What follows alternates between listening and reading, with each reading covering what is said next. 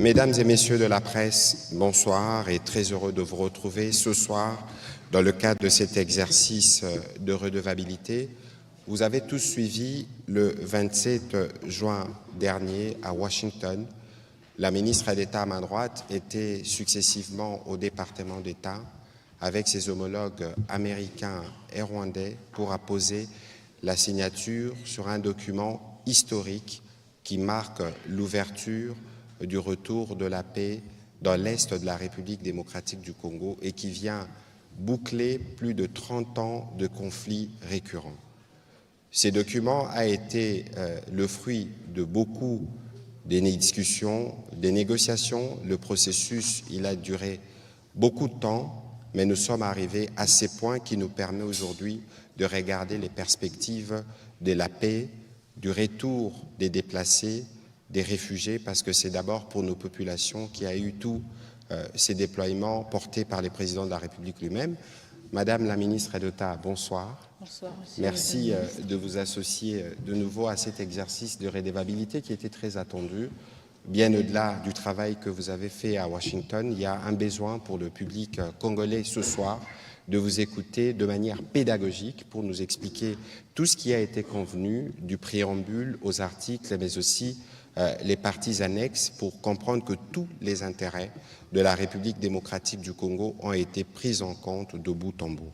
Mais bien avant que je ne puisse vous donner la parole, Excellence Madame la Ministre d'État, je voudrais qu'on revienne, parce que le président de la République lui-même a eu l'occasion de revenir sur l'importance de cet accord à l'occasion de son discours du 30 juin pour les 65 ans de notre indépendance. Donc, en accord avec la technique, on va écouter le président de la République. Je tiens toutefois à réaffirmer avec clarté les lignes rouges de mon action. Les ressources de la République démocratique du Congo ne seront jamais bradées ni livrées à des intérêts obscurs. Elles bénéficieront avant tout au peuple congolais. Aucun compromis ne sera toléré en matière de souveraineté économique. La République démocratique du Congo ne vendra ni son avenir, ni sa dignité. Voilà un extrait du discours du président de la République qui revenait notamment sur la partie économique dont il a été question, mais la partie économique qui viendra évidemment dans les 3 mois qui suivent l'application de cet accord. Madame la ministre d'État, bonsoir à nouveau. Les Congolais sont particulièrement mobilisés sur cet accord. Beaucoup de choses ont été dites depuis les 27 janvier, mais ce soir avec vous, nous voulons faire cette première communication de lancement parce qu'il y en aura plusieurs, y compris en langue nationale, pour que les uns et les autres puissent comprendre l'importance de ce document. Et je voudrais donc vous passer la parole pour vos mots introductifs, mais aussi pour la présentation de l'accord à partir de son préambule, de ses différents articles, mais aussi un commentaire sur les annexes. Ce n'est qu'après qu'on pourra prendre les questions des professionnels des médias ici mobilisés. Parfait. Merci beaucoup, Monsieur le Ministre. Et évidemment, merci beaucoup, Mesdames et Messieurs de la presse, pour votre intérêt continu. En effet, je vous remercie sincèrement d'être présents aujourd'hui. Nous nous trouvons à un moment charnière pour notre pays. Comme vous le savez, le 27 juin dernier à Washington, nous avons signé un accord de paix historique avec la République du Rwanda, et ce, sous la médiation des États-Unis d'Amérique. Et au-delà de la signature, évidemment, parce que cet accord nous concerne, nous en particulier en République démocratique du Congo, et plus précisément les populations à l'est de la République démocratique du Congo, il y a un besoin urgent de compréhension. Et nous avons une responsabilité, évidemment, d'expliquer cet accord et de fournir en toute transparence plus de détails, plus d'amples détails sur cet accord et ce qu'il prévoit. Évidemment, tout cela en harmonie et en pleine cohérence avec les orientations et les instructions qui nous ont été données par son Excellence, Monsieur le Président de la République. Et comme vous l'avez entendu dans l'extrait de son discours à l'occasion de la commémoration du 65e anniversaire de l'indépendance de la République démocratique du Congo, en ligne avec ces principes qui nous ont orientés dans la négociation et dans la signature de cet accord de paix. Alors juste pour vous rappeler un peu l'historique et le chemin qui a été parcouru et qui a conduit à la signature de cet engagement, comme vous le savez tous, le tout a commencé le 25 avril dernier à Washington, D.C., quand nous avions la signature de la déclaration des principes entre la République démocratique du Congo et le Rwanda, étape qui a été justement signée par les deux ministres des Affaires étrangères respectifs, et ensuite qui a été suivie d'une série de négociations et de pourparlers au niveau de nos experts techniques qui ont effectué une série de rencontres à Washington et sous d'autres formats. Et donc le 18 juin, nous avons eu un projet d'accord final qui a été paraphé par nos experts qui étaient à Washington et donc qui traduisait les principes de la déclaration de principes signée le 25 avril, notamment le retrait des forces rwandaises, l'activation du concept d'opération conjointe ou du CONOPS et le retour encadré des déplacés dans les zones affectées. Et enfin, le 27 juin, donc la semaine passée, j'ai signé au nom de la République démocratique du Congo l'accord final avec mon homologue rwandais en présence du secrétaire d'État américain Marco Rubio. À l'issue de cette signature, nous avons été reçus à la Maison-Blanche, je pense que vous voyez les images, par le président Donald Trump, qui a salué le courage politique et qui a exigé de manière très explicite aussi le respect de cet accord. Ce processus se poursuivra dans les semaines à venir avec un sommet de haut niveau prévu entre le président Félix-Antoine Tshisekedi Tshilombo et son homologue Paul Kagame, toujours sous l'égide de la médiation américaine et prévu à Washington, D.C. Je tiens à être clair avant de me pencher sur l'accord même et ses différents chapitres et articles. Cet accord n'est ni un traité économique entre la République démocratique du Congo et les États-Unis, ni un accord commercial bilatéral entre la RDC et le Rwanda. Il s'agit tout d'abord d'un accord politique et sécuritaire centré sur des engagements concrets. La cessation des hostilités, le retrait des troupes étrangères, la fin du soutien aux groupes armés, qu'il s'agisse du M23 ou d'autres, la neutralisation des menaces résiduelles et le retour durable de la paix dans l'est de notre pays. Je reviendrai dans un instant sur le contenu détaillé de cet accord, mais je voulais d'emblée poser ce cadre et nous donner une compréhension partagée. Alors, mesdames et messieurs, si nous nous penchons sur d'abord le préambule de l'accord, je sais que très souvent, c'est la première page qu'on aime tourner et passer sans trop s'y appesantir, mais quand même, je pense que c'est quelque chose de très important. La préambule nous rappelle que les boussoles, et plutôt le préambule est la boussole politique de l'accord. Il définit l'esprit, les principes et les valeurs qui nous engagent. Vous allez vous rendre compte que dans ce préambule, on réitère justement l'attachement aux principes du droit international, aux résolutions du Conseil de sécurité des Nations Unies, à savoir la résolution 2773, mais aussi aux efforts régionaux de médiation sous l'égide de l'Union africaine et aussi de la SADC et de la CIRGL. Le préambule reconnaît aussi le rôle des États garants, à savoir celui des États-Unis d'Amérique, qui ont facilité cette démarche avec constance et conviction. Il exprime aussi la reconnaissance de tous les partis à ceux qui ont permis que le dialogue prenne le pas sur la confrontation. Et très souvent, on pose la question justement, est-ce que le préambule n'est pas juste quelque chose de symbolique? Et pourquoi est-ce qu'on doit y accorder tant d'importance? Et la réponse est claire. Le préambule n'est pas une simple formalité. C'est le fondament politique et éthique de tout ce qui suit. Il nous dit pourquoi nous avons signé, il encadre l'interprétation de chaque article et il nous donne une clarté sur, au cas où il y aurait une divergence, le sens d'un article, la manière d'appliquer une disposition et justement comment est-ce qu'on peut avancer dans la mise en œuvre et quels sont les fondamentaux de cet accord. Et donc c'est là que sont inscrits les principes, les repères, la direction à suivre. Et en fait, c'est une sorte de conscience, si vous voulez, de l'accord. Évidemment, du côté de la RDC, nous nous réjouissons énormément du fait que la résolution 2773, première résolution en plus de 20 ans qui reconnaît explicitement le rôle du Rwanda dans la déstabilisation de la République démocratique du Congo, soit évoquée explicitement dans ce préambule. Parce qu'encore une fois, ça nous donne un cadre très clair sur la nature du conflit que cet accord de paix est appelé à résoudre. Tout à fait. Est-ce qu'il y avait quelque chose à dire sur le préambule? Non, allez-y. Je continue? Très bien. Alors, nous sommes ensuite au premier chapitre, les dispositions générales. Bon, justement, ça, c'est un peu les fondations juridiques. On ne va pas trop se pencher là-dessus, mais je voudrais quand même insister sur le fait que ce chapitre précise que les engagements qui sont pris sont contraignants. Et ça, c'est très important.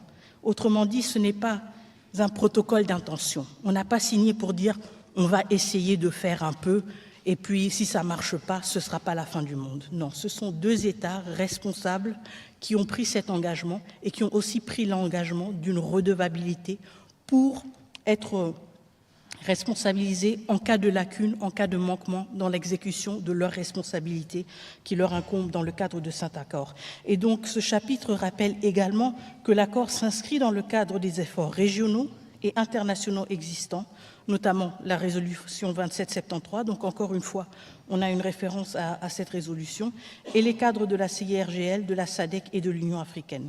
Et donc, ce qui est important, c'est aussi de comprendre que l'accord s'inscrit dans une complémentarité de tous ces instruments qui existent déjà. Il n'est pas là pour dire que la CIRGL ne compte plus, il n'est pas là pour dire que tout ce qui a été fait sous l'égide de l'Union africaine, la SADC ou l'AEAC ne compte plus, mais il vient se greffer à ces efforts et s'inscrit dans une logique de complémentarité et contribue justement à renforcer, à structurer et à contribuer aussi aux efforts communs qui ont déjà été amorcés dans le cadre d'un souci d'une stabilisation durable de la région des Grands Lacs. Ce qui est important aussi dans ce chapitre, c'est qu'il précise que la mise en œuvre de l'accord devra respecter la souveraineté pleine et entière de chaque État. Et je pense que ça, c'est une question à laquelle nous tenons énormément en République démocratique du Congo. Je sais qu'il y a eu beaucoup de préoccupations sur cet accord. Il y a eu beaucoup d'interprétations aussi erronées ou un peu simplifiées de l'accord. Et je pense qu'il est très important justement de voir que dès le début, l'accord ne met pas du tout en question la primeur de la question justement de l'intégrité territoriale, et il introduit aussi un autre principe fondamental, la progressivité dans l'application et la réciprocité des efforts. Et ça, c'est aussi quelque chose de très important. On entend souvent dire que c'est seulement la RDC qui doit fournir des efforts ou c'est seulement la RDC qui a de telle et telle responsabilité, mais on se rend compte en fait qu'il y a une concomitance des efforts, mais il y a aussi un effort ou un devoir de réciprocité entre toutes les parties prenantes et signataires de cet accord. Et donc, je pense que de là découle aussi une question où la réponse à la question qu'on a souvent, est-ce que cet accord a une vraie force obligatoire? Est-ce qu'il est vraiment contraignant? Comme je l'ai dit, il est justement contraignant et c'est dit explicitement dans ce chapitre, mais aussi il faut reconnaître qu'au-delà de l'aspect de la contrainte juridique, il ne faut pas non plus sous-estimer la pression politique, la pression médiatique et diplomatique que cet accord nous donne, et donc la possibilité aussi de nous assurer de sa mise en œuvre à travers d'autres leviers, y compris les leviers diplomatiques et aussi médiatiques, raison pour laquelle il est pour nous de grand intérêt de nous assurer que notre opinion publique se familiarise avec cet accord et se l'approprie justement parce qu'il y a plusieurs leviers pour nous assurer qu'il est mis en œuvre. Avant d'aller au deuxième chapitre, je tiens à rappeler que sur ces premiers chapitres qui parlent de l'intégrité territoriale et de l'interdiction des hostilités, les principes sont énoncés de manière claire et les parties conviennent.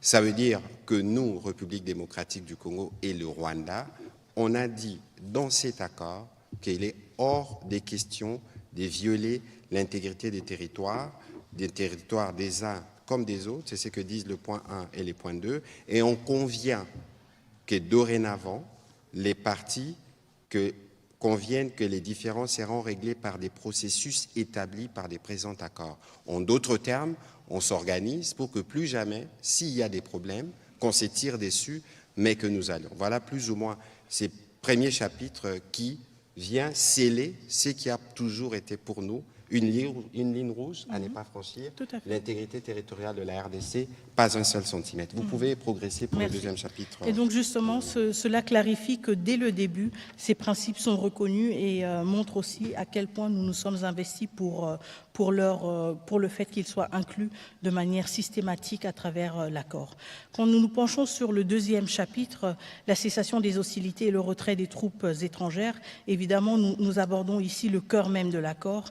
À la fin des combats, le retrait ordonné, vérifié et complet des troupes rwandaises du territoire congolais, mais aussi la fin du prétexte de l'activisme continu des FDLR à travers la mise en œuvre du CONOPS. Donc ici, je voudrais justement d'abord me pencher sur la question de la cessation immédiate des hostilités.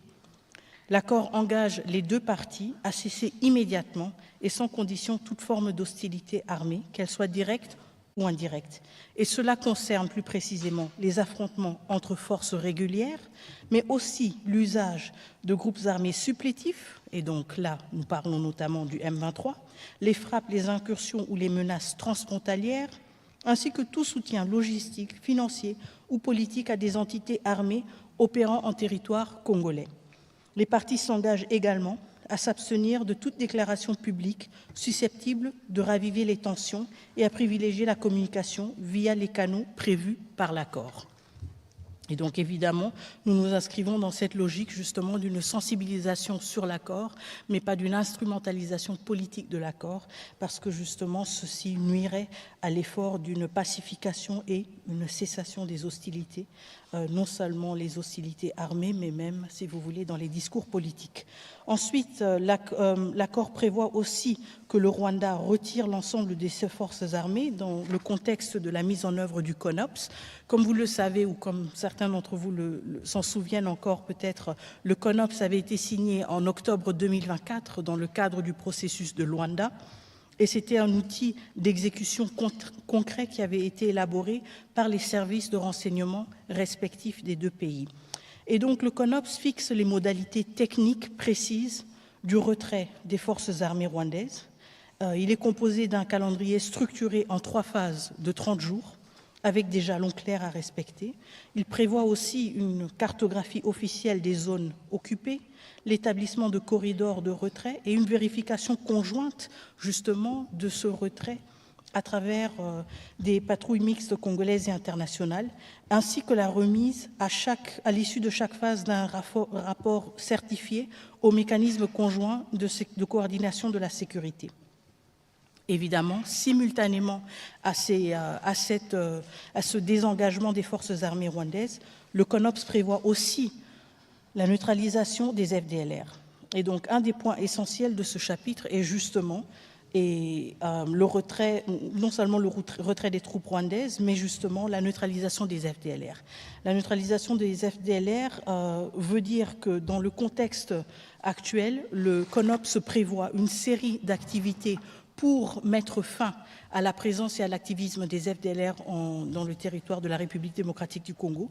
Il prévoit tout d'abord une phase de sensibilisation pour donner aux FDLR l'occasion et l'opportunité de reddition pacifique et prévoit ensuite des mesures avec un séquençage prévu plus contraignante pour s'assurer que cette menace soit éradiquée de manière définitive et mettre fin justement à cette question récurrente pendant les derniers 30 années des FDLR. Avant que vous ne puissiez progresser, je rappelle juste pour ceux qui nous suivent que le CONOPS, c'est un document opérationnel.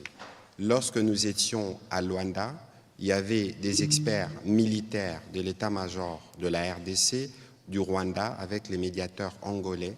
Nous avions convenu d'un plan de comment les mesures de défense rwandaises de désengagement devraient se faire et d'autre part, comment nous allons mettre en œuvre un plan de neutralisation. Donc c'est un document travaillé par des militaires et même l'exécution dans le cadre de cet accord se fera dans ces cadres-là. Donc il faut comprendre que toutes les questions liées au CONOPS, c'est des questions dont on ne pourra pas toujours, qu'on ne pourra pas toujours aborder parce que ça relève du dispositif militaire qui accompagne l'application de cet accord.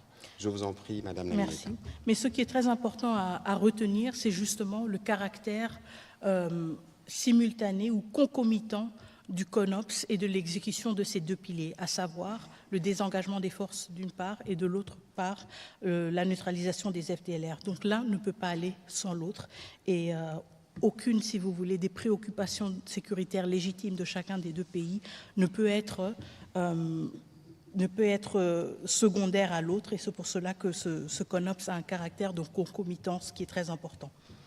Un aspect aussi que j'ai déjà effleuré brièvement, c'est la mise en place d'un mécanisme conjoint de coordination de la sécurité, justement une structure qui sera mise en place pour s'assurer de la bonne mise en œuvre de ce CONOPS, une structure hybride, si vous voulez, avec des représentants de la République démocratique du Congo, des représentants du Rwanda, mais aussi des participants ou des représentants de pays tierces qui vont donc assurer aussi une objectivité et avoir peut-être parfois un rôle d'arbitrage, mais de cette manière contribuer à ce que ce mécanisme soit en mesure d'évaluer et de suivre la mise en œuvre effective de ce CONOPS et évidemment soulever des carences ou des lacunes dans la mise en œuvre de certains aspects du CONOPS. Madame la ministre d'État, c'est un point important parce que si vous avez lu l'accord, dès qu'on l'a signé, devait produire ses effets. Je pense que l'une des premières tâches à laquelle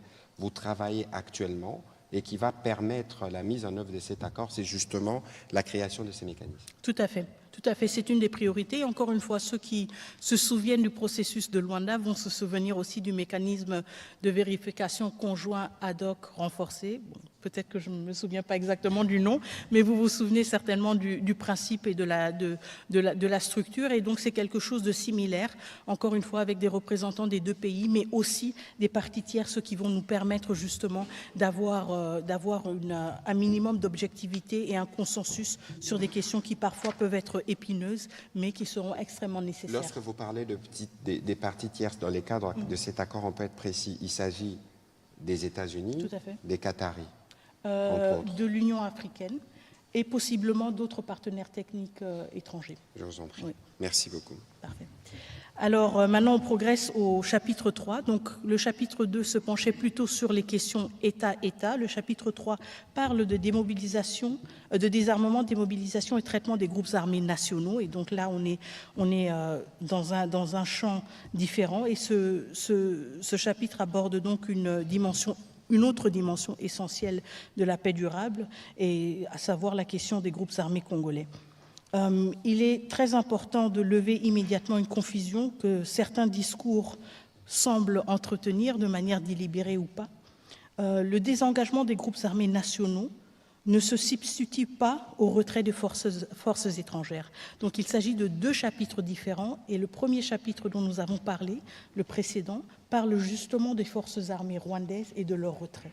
Celui-ci parle des groupes armés. Les deux questions sont traitées dans l'accord. Il n'y a pas un groupe, si vous voulez, qui est exclu. Les deux questions sont traitées à juste titre, mais évidemment avec la spécificité nécessaire que chacun de ces groupes requiert. Donc, quand il s'agit du désengagement des groupes armés nationaux, il faut surtout donc revenir sur le fait que le désarmement est obligatoire pour tous les groupes armés congolaises. L'accord prévoit que les groupes armés congolais qui opèrent sur le territoire national doivent être désarmés, démobilisés et cantonnés sans délai. Comme vous le savez tous, nous avons le PDDRCS qui est en fait le cadre prévu par l'État congolais, justement le cadre institutionnel et le programme prévu par l'État congolais pour donner des perspectives aux ex-combattants des groupes armés.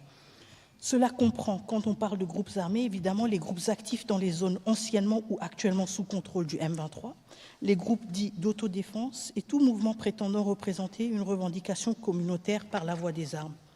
Quand on parle du désarmement, on parle aussi d'un désarmement suivi d'une sélection stricte en cas d'une réintégration conditionnelle. Et donc ici, il y a aussi une rupture très importante avec des pratiques qu'on a vues par le passé, à savoir des pratiques d'intégration généralisée, d'effectifs de groupes armés. De brassage ici, et des mixages. Justement. Et nous ne sommes pas dans cette logique.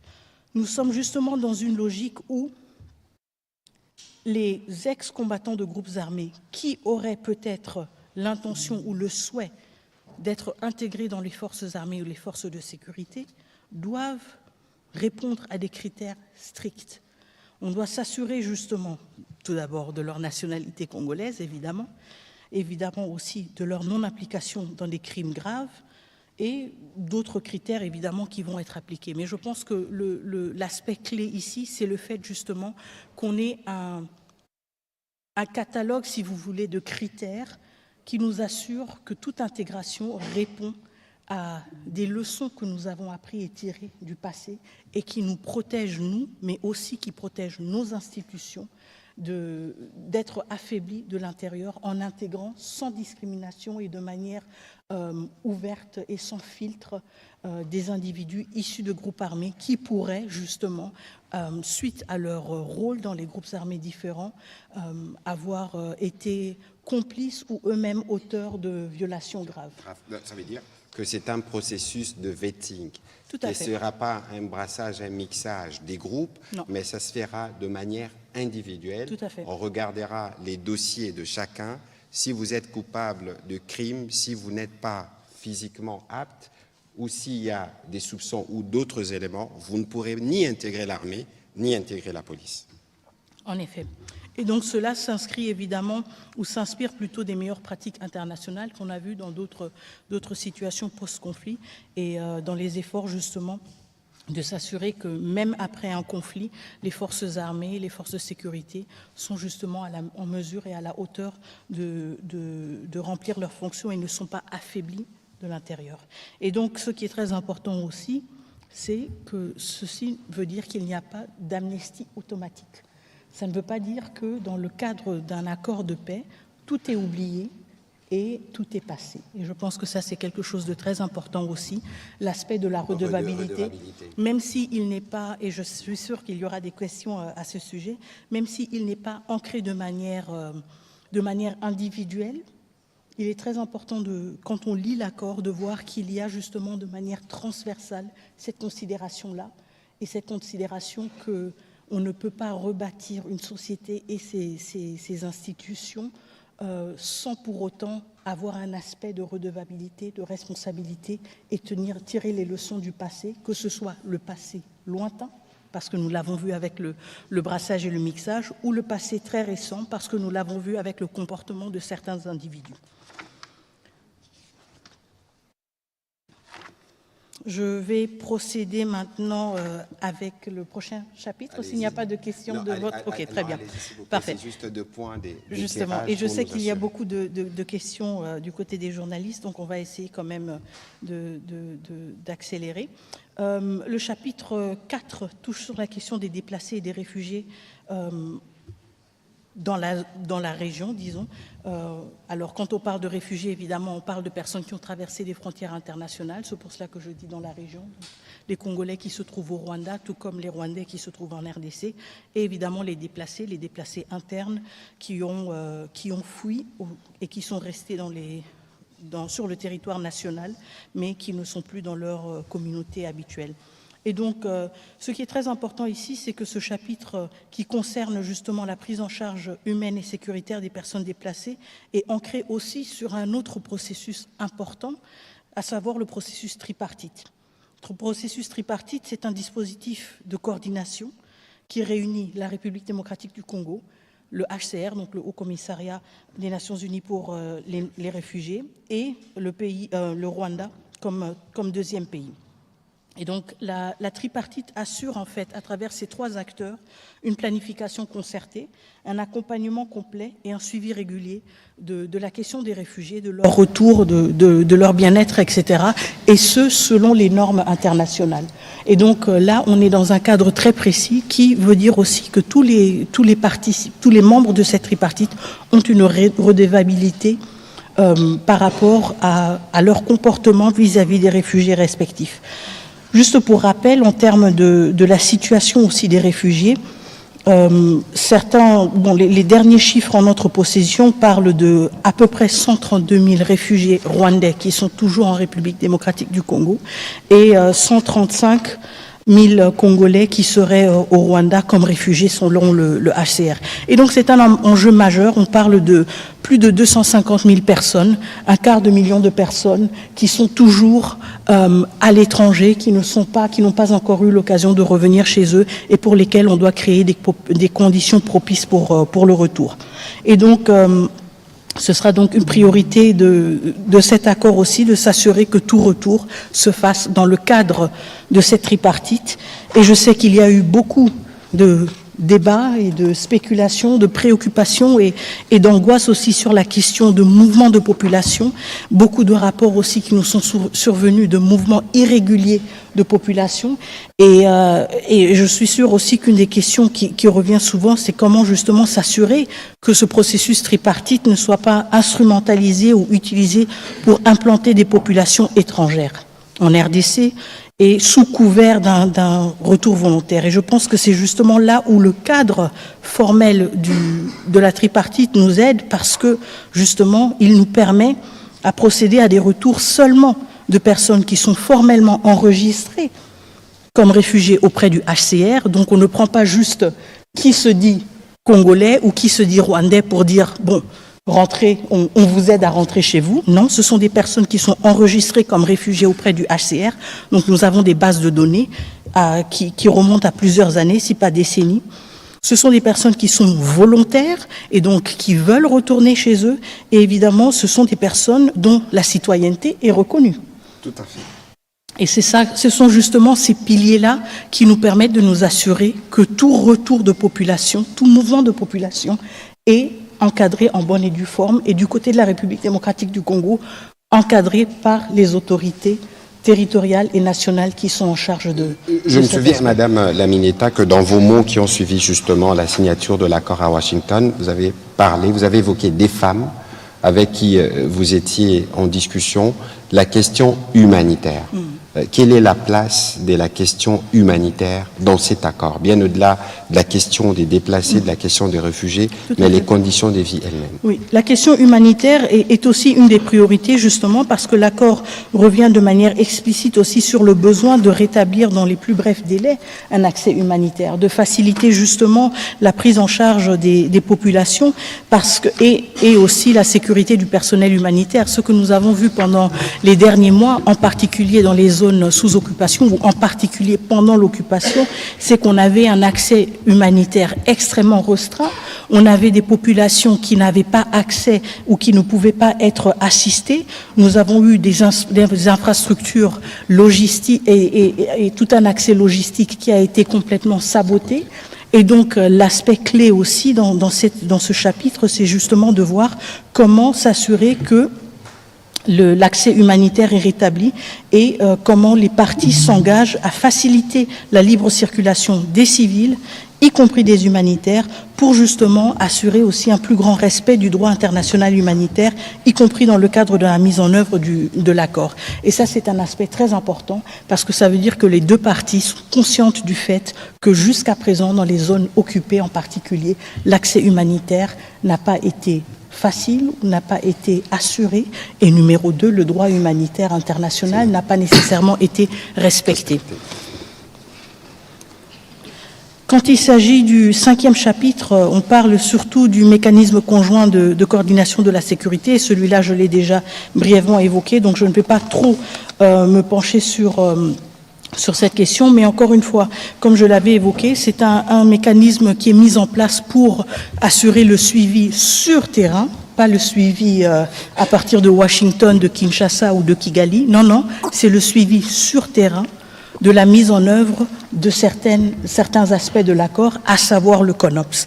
Et ce mécanisme conjoint a donc la responsabilité d'être mis en place et de lancer dans un délai de 30 jours à compter de l'entrée en vigueur de l'accord, donc du 27 juin, et justement qui doit fonctionner uniquement conformément aux conditions arrêtées entre les parties.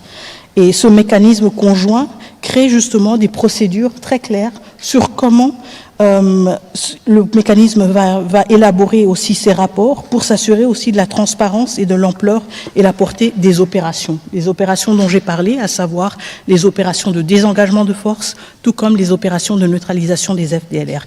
Le mécanisme conjoint de coordination de la sécurité est régi par les principes suivants. Tout d'abord, et le plan de mise en œuvre est à l'annexe de l'accord, la fin irréversible et vérifiable du soutien de l'État aux FDLR et aux groupes armés associés, et l'interdiction totale de tout soutien matériel, logistique, financier ou autre, qu'il soit national ou étranger à ces derniers.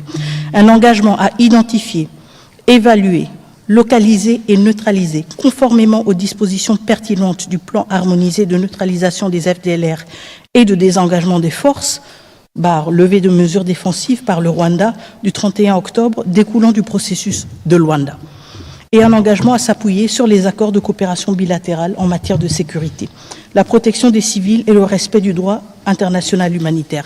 Donc ce mécanisme, comme je le disais, est prévu comme, si vous voulez, un mécanisme de suivi sur place pour s'assurer de la bonne mise en œuvre de cet accord, à commencer par le CONOPS, mais aussi des aspects comme, par exemple, le respect du droit international humanitaire.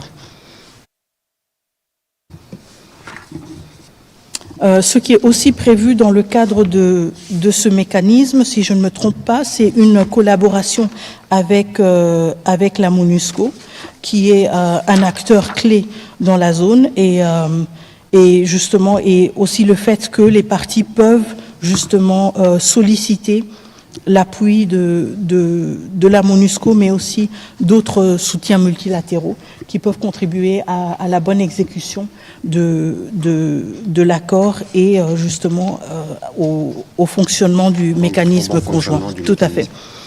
Tout à fait. Alors, on va passer sur, je pense, le chapitre du cadre d'intégration économique régionale. Tout à fait. Donc, les dispositions économiques et la coopération régionale, je pense que ça, c'est aussi un de ces chapitres qui a suscité beaucoup de rumeurs et d'interprétations parfois erronées et parfois même de suspicions. Et donc, ce que je voudrais tout d'abord clarifier, c'est que ce volet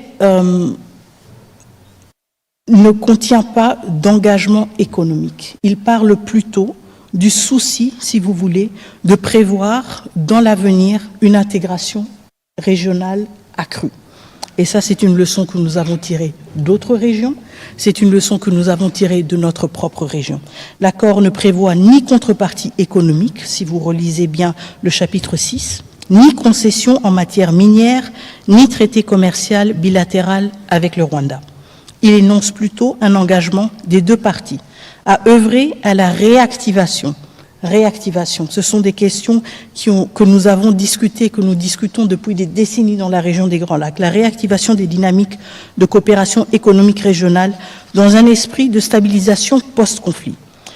Et cela comprend, à moyen terme, la réhabilitation des axes logistiques régionaux, la relance de corridors douaniers, des échanges techniques sur les zones économiques transfrontalières, mais aussi, il faut reconnaître que ces dispositions sont volontaires, elles sont progressives, elles sont non contraignantes et elles ne sont pas liées au calendrier sécuritaire.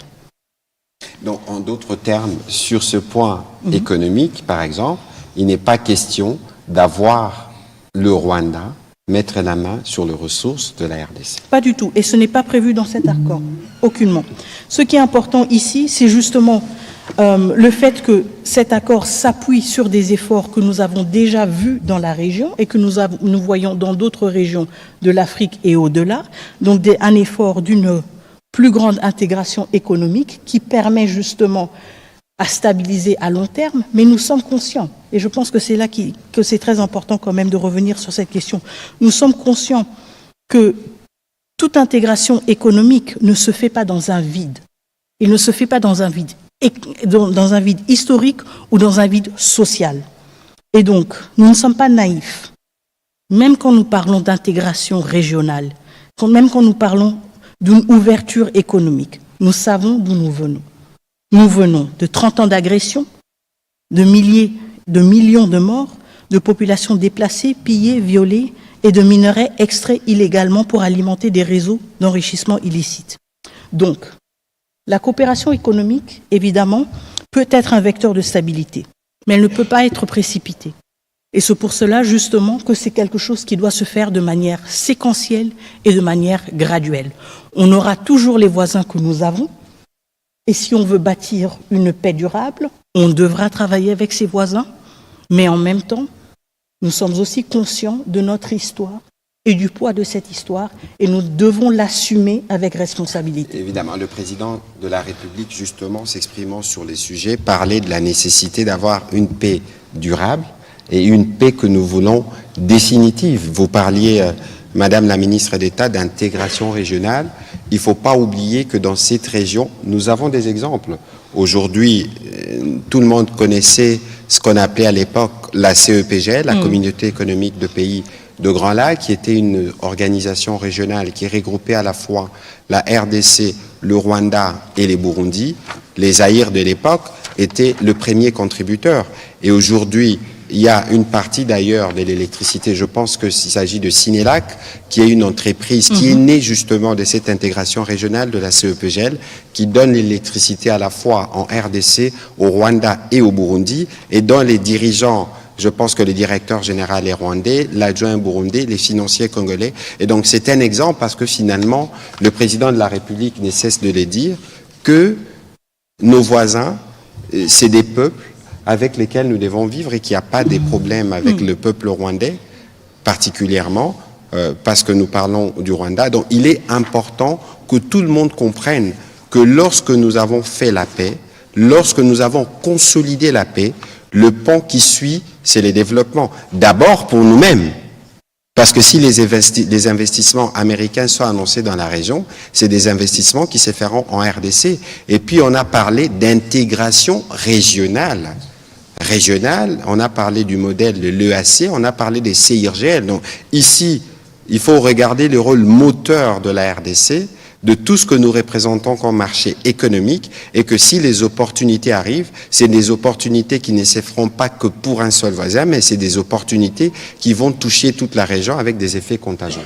Voilà un peu le petit commentaire que je voulais faire à ces sujets, et parce que l'accord prévoit que pour des discussions, vous aviez suivi les docteurs Boulos, des discussions qui peuvent porter sur des questions économiques pourront faire l'objet d'un autre point qui sera en discussion. Mais ici, la priorité, c'est la paix. La priorité, c'est le traitement des questions humanitaires. La priorité, c'est des mesures que l'on prend pour s'assurer que le Rwanda retire ses mesures de défense, que l'on traque les FDLR, qu'on crée justement les conditions de retour de cette paix, qu'on va consolider de manière définitive et durable. Ce n'est qu'après qu'on viendra faire l'économie. Tout à fait. Allez-y pour la suite, Donc l'accord, Madame la ministre. comme vous l'avez dit, Monsieur le ministre, en fait, l'accord crée les conditions propices pour nous permettre à nous lancer avec ambition sur un projet de développement de ces zones qui ont été affectées pendant des décennies par des cycles et des cycles de conflits. Mais justement, tout d'abord vient la paix et ensuite le développement, les investissements et la stabilité, aussi la prospérité partagée. Le dernier chapitre sur lequel je vais me pencher rapidement est en fait un chapitre qui clôture, si vous voulez, l'accord, la mise en œuvre et le règlement des différends. Ici, je voudrais souligner le fait que ce chapitre prévoit la mise en place d'un comité de surveillance conjointe composé d'abord des parties signataires, évidemment, mais aussi du facilitateur de l'Union africaine, du Qatar et des États-Unis. Et donc, ça veut dire que nous avons à deux niveaux un suivi de l'accord. Nous avons au niveau très opérationnel et au niveau du terrain le comité conjoint de sécurité, de la sécurité. Mais ensuite, nous avons aussi à un niveau politique, à un niveau plus élevé, justement, un comité de surveillance conjointe qui permet aussi à soulever certaines questions et à vider certaines questions. Madame aussi. la ministre, tout de suite, les gens ont besoin de connaître la nuance. Comité conjoint de sécurité, le petit comité, son rôle, c'est quoi concrètement? Oui, son rôle concrètement, par exemple, c'est si on dit dans le cadre du désengagement des forces, il est prévu que dans la période de jour X à jour, de jour Y à jour X, il y ait un tel mouvement hors de la RDC. ce comité ou cette structure, ce mécanisme a pour responsabilité de pouvoir suivre ces mouvements qui sont les États-Unis. Oui, tout à fait. Les États-Unis, la RDC, le Rwanda et possiblement aussi des partenaires étrangers et l'Union africaine aussi. Et l'Union africaine est donc comme un peu des garants de l'effectivité de ces... Mais ça, c'est au niveau du terrain. Donc si on dit, OK, nous sommes à Saké et à Saké, il y a tel et tel effectif, parce que ce comité aura aussi la responsabilité d'établir, si vous voulez, un état de lieu. Alors si on sait qu'il y a ce nombre d'effectifs et que c'est la prochaine zone à partir de laquelle il doit y avoir un déplacement, ce comité doit être en mesure de confirmer ou d'infirmer le fait que cette opération-là a eu bel et bien lieu.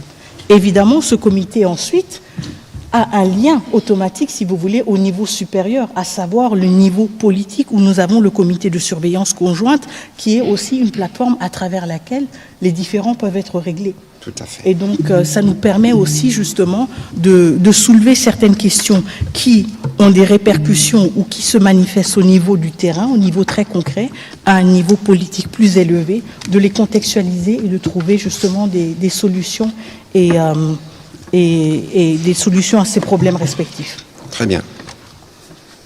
Alors peut-être rapidement, Madame la ministre d'État, est-ce que sur les annexes, parce qu'on a parlé du préambule, on a parlé des 7 articles, je pense, et nous sommes revenus sur les grands axes de chaque point de l'accord.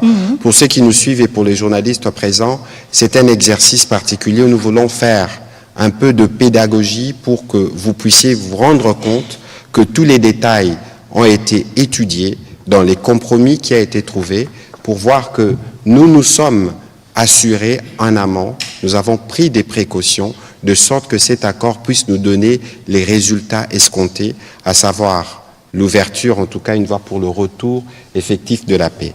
L'accord comprenait les préambules, je rappelle, résolution 2773, charte de l'Union africaine qui parle de l'intégrité des frontières et de leur inviolabilité.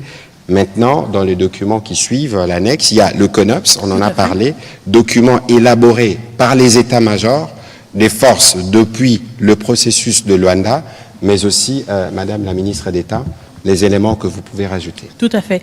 Et donc, tout comme l'accord même, les annexes sont aussi disponibles, et donc j'invite tout le monde aussi de se familiariser avec ces annexes.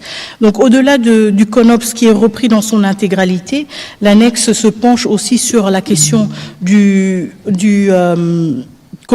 mécanisme conjoint de coordination de la sécurité dont nous avons déjà parlé assez amplement. Donc, il parle de la composition de ce mécanisme, il parle aussi de la mission et des capacités de ce mécanisme.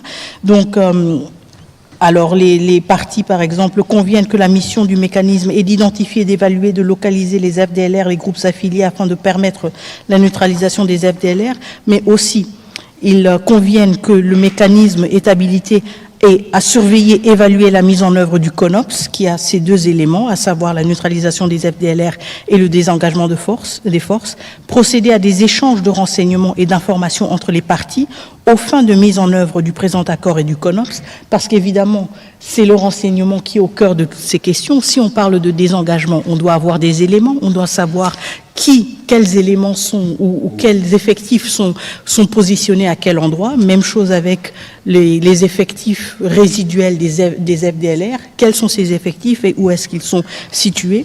Et donc, l'élément de l'échange des renseignements est au cœur aussi de ce mécanisme qui doit lui permettre justement de vérifier toutes les informations, les données et activités justement liées à la mise en œuvre du CONOPS et de ces 2 piliers respectifs. Le mécanisme détermine aussi la portée géographique de ces activités en fonction des conditions sur le terrain et dans le plein respect de l'intégrité territoriale et de la souveraineté. Et donc, évidemment, ce mécanisme est prévu justement opérer dans les zones où nous avons ces 2 préoccupations qui se concentrent de manière très palpable, à savoir le désengagement des forces, mais aussi la question des FDLR. Et donc, il est clé que ce mécanisme, pour être opérationnel, puisse se rendre sur le terrain, puisse justement aussi vérifier concrètement et de manière tangible les réalités qui caractérisent le terrain et le contexte respectif. Voilà, je pense que sur l'accord, nous avons dit l'essentiel. Peut-être qu'on va, sauf si vous avez un point particulier, mais je voudrais donner la parole, en tout cas pour le 20 minutes qui suivent, aux professionnels des médias pour apporter des éléments d'éclairage. Ici, nous sommes dans un exercice de redevabilité, mais surtout un exercice de transparence. L'accord, il est public. L'exhortation, c'est que tout le monde doit lire l'accord.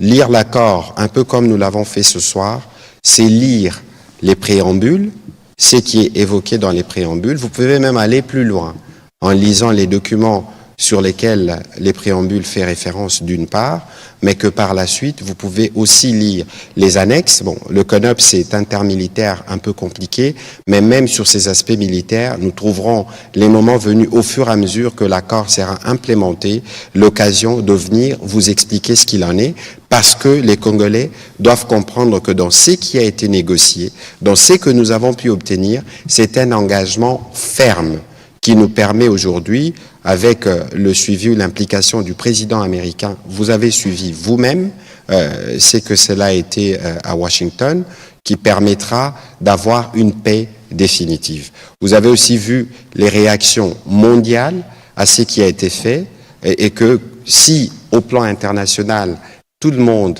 accueille favorablement la signature de cet accord qui ouvre de perspectives pour la fin de la crise la plus grave depuis la Deuxième Guerre mondiale, je peux comprendre qu'il y ait des questions qu'on se pose à l'intérieur, mais il y a d'autres réactions qui ne sont pas, à mon avis, appropriées au regard du parcours que nous avons fait pour atteindre cet acquis aujourd'hui, à partir duquel nous allons bâtir l'avenir. Voilà, Madame la ministre d'État, on va commencer la série des questions. Je souhaiterais, pour les professionnels des médias qui nous suivent, pour justement de besoin de pédagogie, de poser une question claire. Comme ça, on peut vous répondre clairement. On ne prendra pas des questions qui sortent du cadre de cet accord parce que c'est un exercice spécial qui vise évidemment à éclairer votre lanterne, mais aussi la lanterne de l'opinion. Au-delà de l'exercice de ce soir, nous serons sur vos plateaux, avec nous, pas seulement, mais d'autres experts, pour qu'on explique de A jusqu'à Z les contenus de cet accord. On va commencer la série avec Madame Christiane Ekambo et je demanderai à Monsieur Pichu Mulumba d'avancer après lui. Madame la ministre d'État, nous avons une liste d'à peu près 10 questions des professionnels des médias. On va voir comment on va gérer les temps, pour autant que ceux qui prennent la parole tiennent compte justement de la nécessité pour nous d'être brèves, claires et précises pour ce qui vous concerne, Madame Ekambo. Allez-y avec votre question. Madame. Merci, Monsieur le ministre. Madame, j'ai 2 questions, mais avant toute chose, permettez-moi Madame la ministre d'État, de vous signaler, de vous dire ici que vous faites la fierté des femmes congolaises. En tout cas, nous profitons de ce micro pour vous féliciter pour cette réussite. Vous avez pu réussir là où bon nombre de vos collègues ont marqué le pas. En tout cas, une fois de plus, félicitations pour la signature de cet accord. Pour la première question, 30 années de guerre, 30 années d'atrocité, même le président américain a signalé l'atrocité, les atrocités de cette guerre, en utilisant même les mots que vous connaissez. Et aujourd'hui, que peuvent attendre ces femmes violées, tous ces déplacés qui n'ont plus de racines, des ressources, des familles dispersées? Vous avez parlé de 135 000 Congolais qui sont au Rwanda et dans l'ensemble, à peu près des 150 personnes à l'étranger. Ça, c'est pour la question humanitaire. Dans le préambule et même dans les annexes, Madame, vous parlez de question, l'accord. s'il vous plaît, je ne dérogerai pas. Donc, allez-y rapidement, mais Oui, je ne dérogerai pas. Je voudrais dire ici, on ne sent pas, qu'est-ce que vous pouvez nous dire, les échéances qui ont été données, c'est-à-dire les chronogrammes, à partir du moment où on a signé l'accord, qu'est-ce qu'on fait, les obligations de chaque partie, et puis le mécanisme de suivi. Vous avez parlé un peu du le cadre conjoint, les mécanismes conjoints, mais vous voulez vraiment nous expliquer les chronogrammes, c'est-à-dire quand est-ce qu'on commence, quelles sont les obligations de chaque partie. Tout à fait. Parfait, excellent. Merci beaucoup pour ces deux questions extrêmement pertinentes. Et évidemment, je vais commencer avec la première, c'est celle qui nous tient le plus à cœur, c'est évidemment la situation de nos compatriotes dans les zones sous occupation et leur attente légitime et tout à fait compréhensible que leur situation se change rapidement.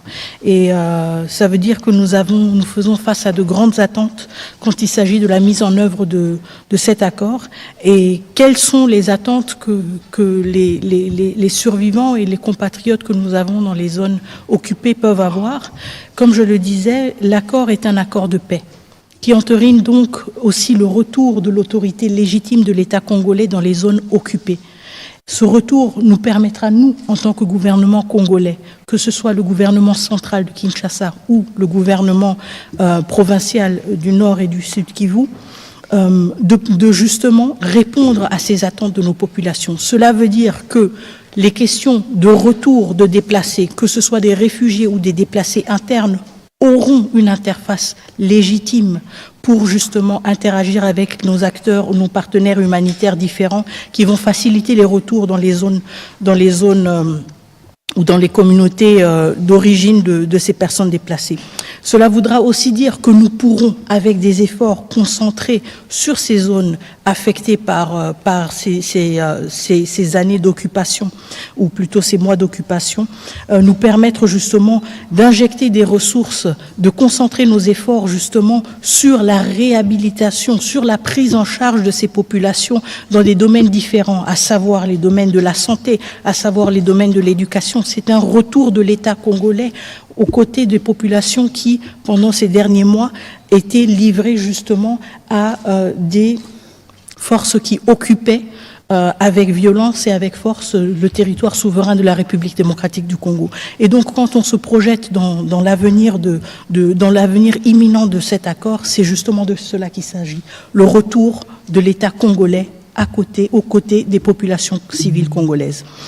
La deuxième question que vous avez posée, c'est une question aussi tout à fait légitime, justement, quelles sont les prochaines étapes, quelles sont les prochaines échéances? Et j'en ai déjà parlé, le mécanisme conjoint de la sécurité est prévu d'être mis en place 30 jours après la signature de l'accord. Et je peux vous rassurer que du côté de la République démocratique du Congo, nous sommes déjà prêts nous avons déjà, si vous voulez, clôturer l'étape nécessaire de notre côté d'identifier les personnes qui vont représenter la République démocratique du Congo dans ce mécanisme et justement de cette manière impulser aussi son entrée en vigueur rapidement pour permettre que ce mécanisme commence le travail. Il y a aussi justement trois mois pour le lancement du cadre d'intégration économique régionale et je pense que ça c'est important aussi parce que ça veut dire que nous avons 3 mois où nous pouvons suivre les avancées dans la mise en œuvre de l'accord de paix et voir justement si ces avancées sont assez encourageantes pour aussi se projeter dans une logique d'un cadre d'intégration économique régionale. Et nous avons aussi 45 jours pour la tenue de la première réunion du comité de surveillance conjointe. Donc des jalons quand même assez clairs qui nous permettent à faire un suivi, que ce soit au niveau du terrain ou que ce soit au niveau politique un peu plus élevé ou plus stratégique, de voir où est-ce qu'on en est avec la mise en œuvre de cet accord. Voilà. Très bien. On va prendre la question de Pichu Mulumba. Je vais demander à Daniel Michombero et à M. Israël Mutombo de s'approcher du micro pour les prochaines questions. Merci beaucoup, Monsieur le ministre, pour la parole. Madame la ministre d'État, j'ai juste 2 petites préoccupations. La première, c'est que n'y a-t-il pas une ambiguïté concernant la présence des FDLR dans cet accord? On sait que depuis 30 ans, la présence des FDLR sur le sol congolais constitue la justification constante des agressions militaires du Rwanda en RDC. L'accord prévoit-il une évaluation indépendante de la réalité et de la menace qui représenterait encore les FDLR maintenant et après leur neutralisation? La deuxième préoccupation concerne la question humanitaire. Le gouvernement a récemment dénoncé la transplantation des populations étrangères dans des zones occupées. Comment le retour des déplacés sera-t-il organisé si ces espaces de vie sont occupés par d'autres populations? Que prévoit l'accord à ce sujet? Alors, la première question sur la question des FDLR, en effet, cela fait près de 30 ans que ce prétexte est recyclé. et réchauffé à toute sauce. Et justement, c'est la raison pour laquelle il est dans l'accord, parce qu'on veut y mettre fin. On veut mettre fin à cet accord, à ce prétexte récurrent d'une présence et d'une menace soi-disant des FDLR. Si tel est le cas, eh bien justement, nous avons un accord qui prévoit dans son CONOPS des étapes très claires, bien définies sur comment on va mettre fin à cette menace, mais aussi justement à travers le CONOPS et à travers la mise en place du mécanisme dont j'ai parlé de conjoint de sécurité, la possibilité d'évaluer l'envergure de cette menace.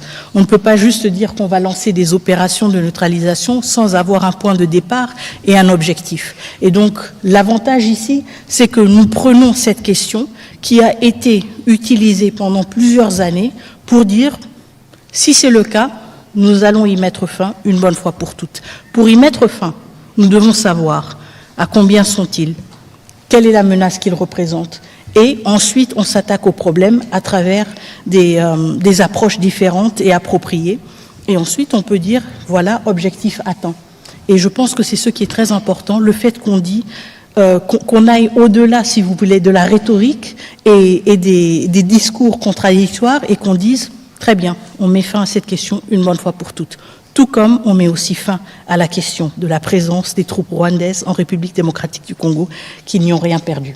Et je pense que c'est l'aspect clé de cet accord, le fait qu'il se concentre sur les questions qui bloquent le plus. La question qui bloque du côté de la République démocratique du Congo, tout à fait légitime, les troupes rwandaises n'ont rien perdu sur notre territoire, elles doivent rentrer chez elles. Question qui bloque du côté du Rwanda, apparemment, malgré le fait qu'ils ont une armée performante, malgré le fait que c'est le 4e pays contributeur de troupes de missions de maintien, dans les missions de maintien de la paix, c'est apparemment la menace des FDLR. C'est une menace? Très bien, on va y mettre fin. Et je pense que c'est ce qui est très important, le fait que cet accord se concentre sur ces deux points-là et nous aide à les élaguer.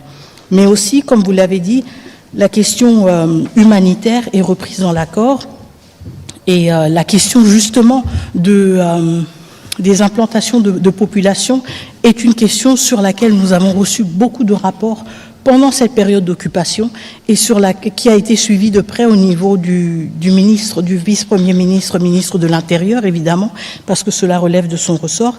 Et c'est pour cela que nous poussons pour cet accord. C'est pour cela que nous sommes impatients de voir sa mise en œuvre et d'y contribuer.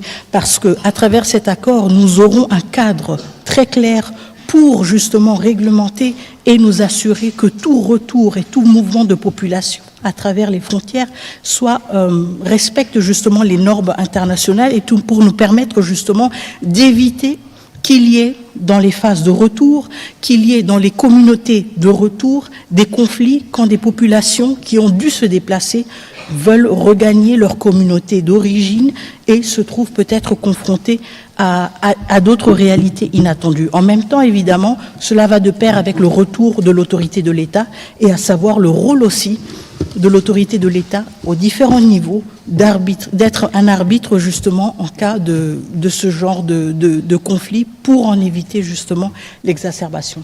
Alors, si je peux me permettre un petit commentaire, si vous lisez les CONOPS donnent un peu des détails sur comment on va traiter la question des FDLR.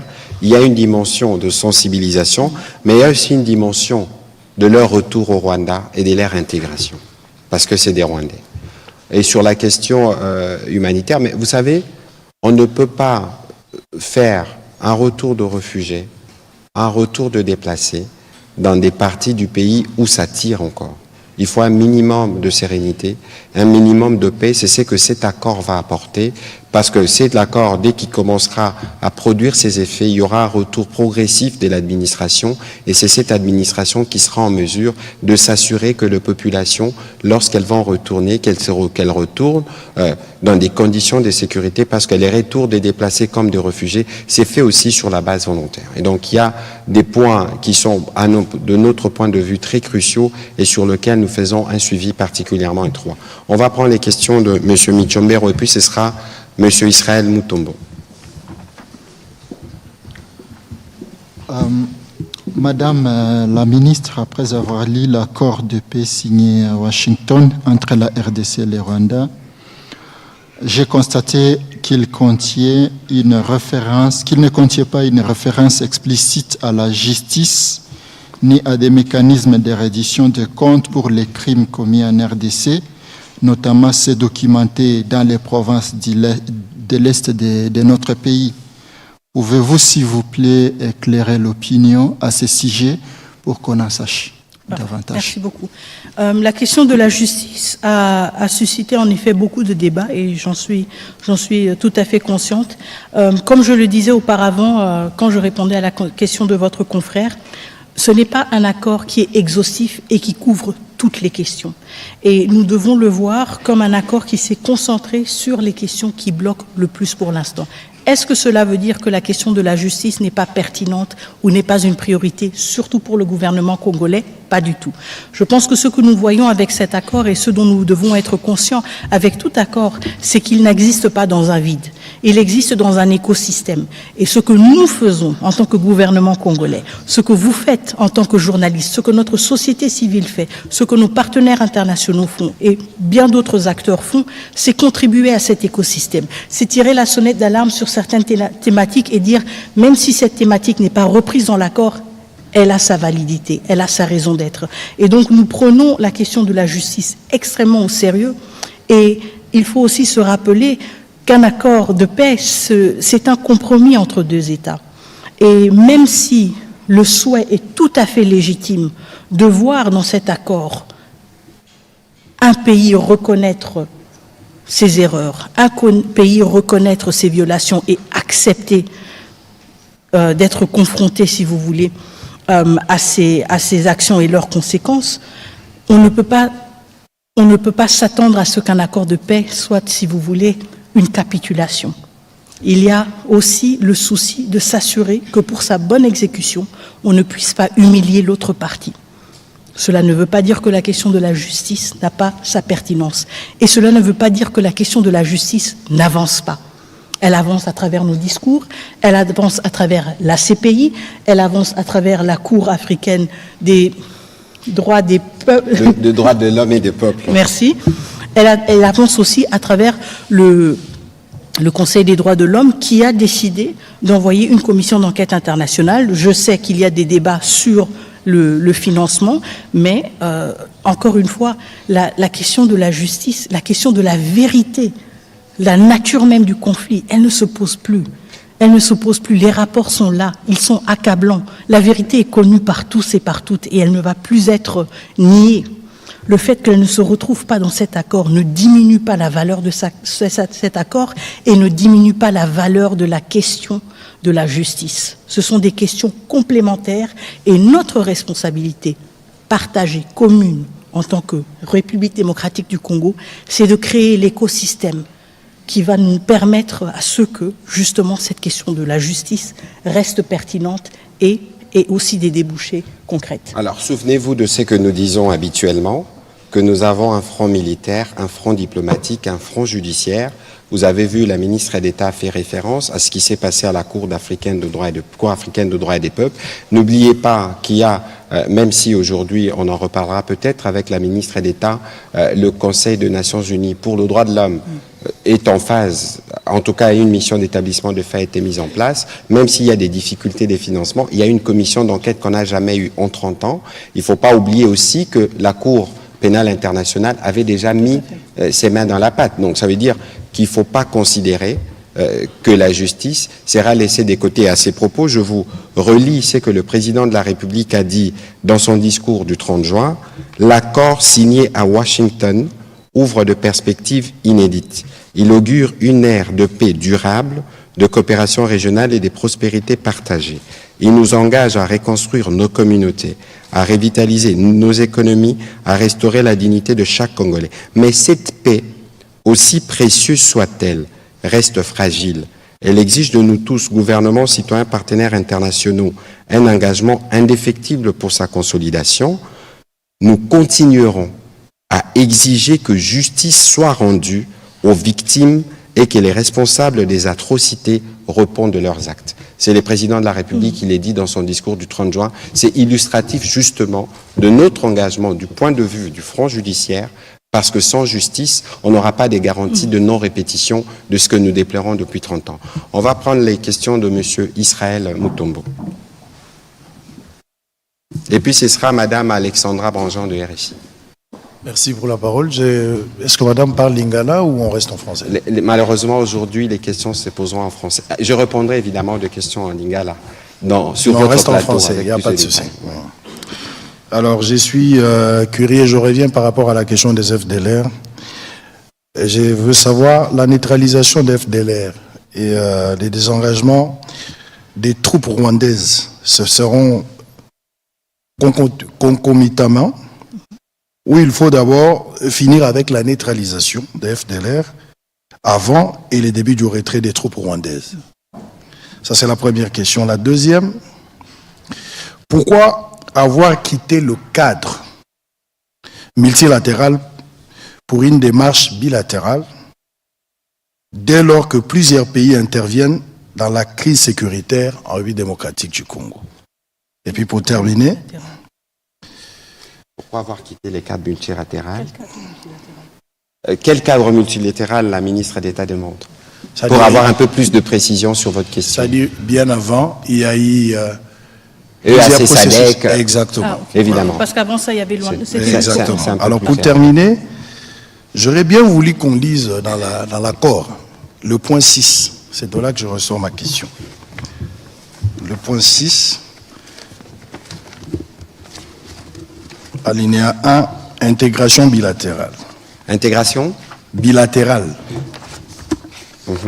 Dans le cadre, le parti lance et barre ou élargisse la coopération sur des priorités communes, telles que la gestion des parcs nationaux, le développement hydroélectrique, les dérisquages des chaînes d'approvisionnement en minerais, la gestion conjointe des ressources dans le lac Kivu et des chaînes de valeurs minières transparentes et formalisées de bout en bout de la mine au métal transformé qui relie les deux pays en partenariat, le cas échéant avec le gouvernement et investisseurs des États-Unis. Par rapport à ça, je voudrais d'abord comprendre l'esprit de ce point, mais aussi la gestion conjointe sur les domaines miniers pour arriver à certifier nos matières minières. Était-il impérieux d'associer le Rwanda? Pardon? Encore plus fort. Je disais, la question, celle qui est liée à la gestion conjointe sur les domaines miniers, pour arriver à certifier nos matières minières, était-il impérieux d'associer le Rwanda? J'ai pris la question par rapport à l'article, le point 6, premier alinéa, que je viens de lire tout à l'heure. Voilà, merci. Donc, 3 questions. La première question sur la concomitance FDLR, retrait de mesures de défense. La deuxième question sur le processus bilatéral. La troisième sur le cas d'intégration économique. Allez-y, Mineta. Merci beaucoup. Donc la question de la concomitance, encore une fois, j'ai essayé d'expliquer auparavant que le CONOPS reconnaît les préoccupations sécuritaires des deux pays et les traite justement de manière égale. C'est pour cela qu'il y a cette question cet aspect de concomitance. On ne peut pas parler, si vous voulez, d'une neutralisation des FDLR et ensuite un désengagement des forces. C'est comme pour dire qu'une question est plus importante que l'autre. C'est pour cela que cet aspect d'une concomitance est repris dans le CONOPS. Évidemment, la réalité est aussi... Concomitance, en français facile, ça doit Concomitance, se c'est faire en même temps. En même temps, on a le CONOPS est divisé en 3 phases. Chaque phase a 30 jours. Dans ces phases de 30 jours, on regarde côté FDLR, qu'est-ce qu'on va faire? Côté RDF ou côté forces armées rwandaises qui doivent se désengager, qu'est-ce qu'on va faire concrètement? Et là, maintenant, nos experts militaires et des renseignements se sont assis pour dire, bon, si on est dans une première phase, quelles sont les choses qu'on devra faire? D'abord, identifier des deux côtés quel est l'effectif, quel est le point de départ. Ensuite, engager, par exemple, du côté des FDLR, des sensibilisations pour dire... Ceux qui veulent, s'il vous plaît, rentrez chez vous, ça va nous faciliter la tâche. Du côté du désengagement des forces, qu'est-ce que cela veut dire concrètement? Quel est le dispositif en place? Quel est l'effectif? Et ensuite, on avance de manière graduelle. Maintenant, la réalité du terrain est aussi qu'on doit s'adapter à certaines réalités contextuelles. Ça veut dire, par exemple, quand on se projette dans une logique actuelle, parce que le CONOPS a été rédigé en octobre, et la situation a changé entre maintenant et octobre, on ne peut pas penser, par exemple, à une neutralisation, des FDLR sans une présence des forces armées congolaises dans les zones où ils opèrent. Et donc, on ne peut pas penser à une neutralisation des FDLR sans un désengagement des forces armées rwandaises. Et donc, c'est justement là où nos experts militaires travaillent ensemble pour dire, si on veut atteindre tel objectif, eh bien, on doit être conscient que l'autre partie doit avancer sur certains points. Et c'est ça l'esprit de la concomitance, ou l'esprit du fait que tout se passe en même temps. On ne peut pas dire qu'on a un problème des FDLR si nous ne contrôlons pas les zones où elles sont supposées être opérationnelles. On ne peut pas dire non plus qu'on a un problème d'un désengagement des forces si nous ne sommes pas présents pour attester et confirmer le départ de ces forces. Et donc, évidemment, entre octobre et juillet 2024 et juillet 2025, il y a eu certains changements contextuels et on devra ajuster. Mais l'esprit reste le même. L'esprit reste le même. On respecte votre préoccupation, c'est les FDLR, pas de problème, on va s'en occuper. Mais vous respectez aussi la nôtre. Et c'est que vos militaires n'ont rien perdu chez nous, bye bye. Et donc, c'est ça l'esprit de la concomitance. Les deux parties doivent reconnaître la validité de leurs préoccupations sécuritaires. Est-ce qu'on peut estimer le retour de la paix? Pour quand est-ce qu'on peut estimer le retour de la paix? Bon, vous savez, si j'avais cette réponse, vraiment, je vous la donnerai évidemment, mais je la donnerai tout d'abord aux populations à l'Est, parce que ce sont elles qui sont les plus affectées. C'est une question à $1 million de dollars. Je n'ai pas la réponse à quand est-ce qu'on peut estimer le retour de la paix. Ce que moi je peux vous dire, c'est que du côté de la République démocratique du Congo, à travers la signature de cet accord, à travers tous les actes politiques que nous posons, à travers notre mobilisation, nous sommes déterminés à œuvrer pour un retour de la paix dans les plus brefs délais. Maintenant, la responsabilité, c'est une responsabilité partagée. Voilà, la question sur les multilatérales. Oui, la question sur le multilatéral, donc pourquoi est-ce qu'on n'a pas continué dans le cadre SADC-EAC?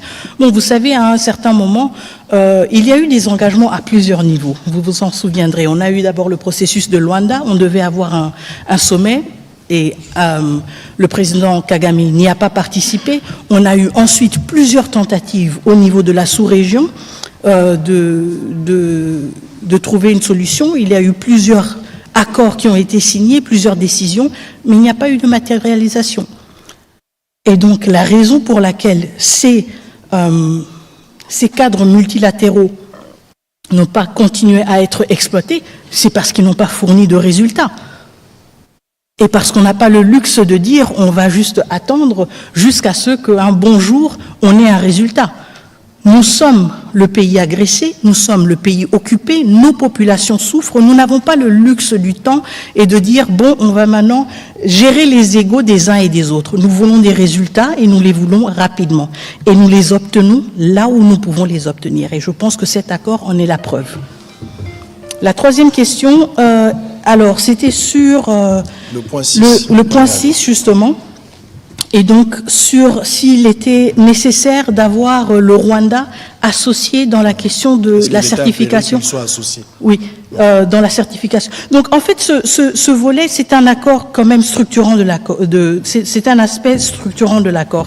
Il propose transformer les questions sur lesquelles nous avons souvent eu des conflits en zone de coopération.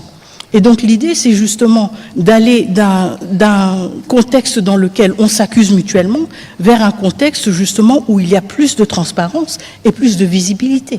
Quand il s'agit de la certification, il ne s'agit pas que du fait que le Rwanda va maintenant certifier nos minerais ou que nous allons certifier les minerais rwandais. On s'appuie sur les mécanismes qui existent, sur les mécanismes par exemple de la CIRGL pour dire justement si nous voulons que la question des ressources naturelles ne soit plus une question épineuse, si nous voulons aller au-delà des accusations mutuelles des uns et des autres, vous avez pris les nôtres, vous les vendez comme les vôtres, etc., nous devons renforcer cet aspect-là des mécanismes qui existent déjà au niveau de la région, à savoir les mécanismes aussi de certification. Et ça veut dire que Forcément, nous devons travailler ensemble avec le Rwanda, tout comme nous devons travailler avec d'autres pays de la région. Quand vous regardez la CIRGL, elle ne se limite pas au Rwanda et à la RDC, mais elle a justement le mécanisme qui est le plus utile, si vous voulez, et le plus probant pour cette question de certification et sur lequel je pense que nous allons devoir nous appuyer. Et donc pas exclusivement RDC-Rwanda, mais justement dans un caractère régional qui va bien au-delà. La question, c'est qu'ici, il s'agit d'un accord entre les deux pays. C'est pour cela qu'on parle explicitement des deux pays. Alors, je vais être plus concret sur cette question pour éviter justement toute ambiguïté. Le lac Kivu, nous avons le gaz dans le lac. Le lac qu'on les partage. Comment voulez-vous que sur la gestion du gaz qu'il y a dans le lac, un peu comme on a les pétroles dans les Graben albertines avec l'Ouganda, qu'il n'y ait pas des interactions? Première question, premier exemple. Deuxième exemple, le massif du Virunga, le parc de Virunga. C'est les mêmes massifs. Évidemment, il est plus grand, plus important à RDC et plus petit au Rwanda. On a des familles des gorilles qui vivent comme des humains. Lorsqu'il y a de coups de feu, ils se déplacent, ils traversent dans les mêmes massifs pour se retrouver. Donc, vous voyez que c'est les questions qui ont été abordées ici, c'est des questions qui nous lient. Nous connaissons tous les motivations de la guerre. Vous avez vu qu'on a sanctionné la raffinerie de Gasabo au Rwanda par l'Union européenne parce qu'elle raffine de l'or qu'il n'y a pas chez eux. Et donc ici, il faut s'assurer que nous avons pris toutes les précautions qu'il faut. Souvenez-vous de ce que la Mineta a dit précédemment ici. Nous sortons de 30 ans des conflits. Nous avons de millions de morts. Et donc, même si nous devons nous engager dans le cadre d'un partenariat économique, cela ne peut jamais se faire sans tenir compte de tout ceci. Et donc, Israël Mutombo, soyez bien apaisés sur le sujet. Ce qui a été abordé ici, c'est des choses qui sont vécues au quotidien et pour lequel nous, comme République démocratique du Congo, dans le cadre d'une paix restaurée, on ne peut que voir comment mieux faire. On a parlé d'électricité aujourd'hui, même aujourd'hui, Sénélac. Je vous ai donné l'exemple du Sénélac, du courant qui est produit Ruzizi en RDC, mais qui est donné au Rwanda et au Burundi dans le cadre d'un projet d'intégration qui a été mené par la CEPGL. Donc ici, il faut bien lire ce qui a été dit et le garder dans le contexte précis parce que vous avez des exemples des réalités qui sont déjà vécues sur terrain. On va prendre la prochaine question. Comment nous sommes arrivés à signer l'accord avec le Rwanda alors que la démarche était celle de rechercher la sécurisation? Je crois que ici, Israël, on ne va pas refaire l'émission. La Mineta a dit que c'est un accord de paix. On a signé un accord de paix. Dans cet accord, on a énoncé des principes, notamment le principe de l'intégration économique. Et dans les principes d'intégration économique, on a parlé d'une intégration régionale, on a parlé de ce qui est bilatéral en partant de l'existant. Il faut bien comprendre cela pour que cela ne soit pas un élément de confusion. On aura l'occasion, je viendrai sur votre plateau pour aller plus en détail, parce que je pense que vous-même, vous avez des susceptibilités sur le sujet. Mais ici, comme le président de la République l'a dit en début de cette émission, aucune ressource de la RDC ne sera brandée. Madame Alexandra Branjon, allez-y s'il vous plaît.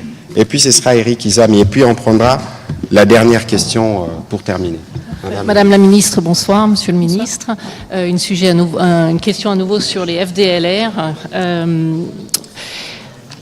Comment est-ce que vous comptez neutraliser ces FDLR? Est-ce que vous estimez aujourd'hui que les forces armées congolaises ont les moyens de le faire, sachant que ces groupes armés sont souvent dans des zones contrôlées par les M23? Est-ce que vous avez identifié des difficultés pour le faire? Est-ce que vous souhaitez une assistance étrangère? Tout à l'heure, vous parliez de la MONUSCO. Et enfin, est-ce qu'une opération conjointe avec l'armée rwandaise pourrait être envisagée? Merci. Merci beaucoup. Alors la question des FDLR et leur neutralisation, évidemment, je pense tout d'abord qu'on doit se référer à toutes les expériences antérieures que nous avons déjà accumulées en République démocratique du Congo et donc à une certaine expertise, si vous voulez, dans la question, raison pour laquelle, pour nous, il s'agit surtout d'éléments résiduels des FDLR. Je pense qu'on a vu quand même, au fil des années, une réduction quand même assez sensible par rapport au nombre des effectifs des FDLR, suite aussi aux opérations, aux différentes opérations et différents efforts qui ont été menés par la République démocratique du Congo. Donc, quand il s'agit de la question justement de comment s'y prendre, comme je l'ai évoqué au début, il s'agit tout d'abord de sensibiliser les FDLR qui sont rwandais sur la possibilité de retourner chez eux et la possibilité d'y être pris en charge à travers la commission de démobilisation du Rwanda et d'être réintégrés dans la société rwandaise. C'est le premier pas. Et nous l'avons toujours observé dans d'autres efforts, si vous voulez, pour gérer la question des FDLR. Évidemment, tout cela va de manière crescendo, si vous voulez, ou séquentielle, en fonction justement du succès de cette première étape. Si nous voyons que c'est une étape qui a beaucoup de succès et qu'il ne s'agit plus que des poches de résistance, évidemment, encore une fois, avec plus d'insistance, on va essayer de motiver les FDLR à retourner chez eux et ceux qui ne voudront pas se rendre, évidemment, feront face à des opérations militaires. Chose que nous avons déjà eue en République démocratique du Congo, encore une fois, dans des formats différents et à chaque fois adaptés, si vous voulez. Nous l'avons eu dans le format d'opération conjointe avec la MONUSCO, et ça avec une implication variée de la MONUSCO. Nous l'avons eu aussi dans le cadre des opérations Mojawetu avec les forces armées rwandaises. Donc encore une fois, nous avons une panoplie d'expériences sur laquelle nous pouvons nous appuyer. La question de la capacité des forces armées congolaises à faire face à la présence des FDLR.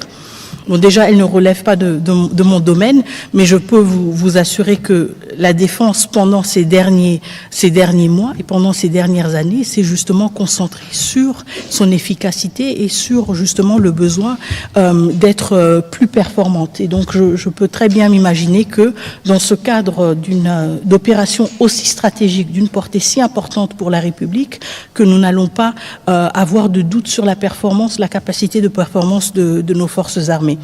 Maintenant, la question sur la possibilité d'opérations conjointes entre la République démocratique du Congo et les forces armées rwandaises, cette question n'a pas été évoquée et elle n'est pas encore sous examen ou elle n'est pas prévue d'être examinée, en tout cas dans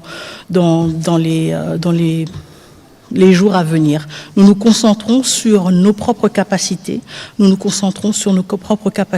à être à la hauteur de ce défi et sur notre détermination, au besoin associer des partenaires internationaux comme peut-être la MONUSCO, si le besoin est ressenti et évidemment en coordination avec ces acteurs. Mais pour l'instant, il n'y a pas de plan quelconque de le faire conjointement avec les forces armées rwandaises. Je pense que pour l'instant, on se concentre plutôt sur leur départ définitif. Merci, bien dit.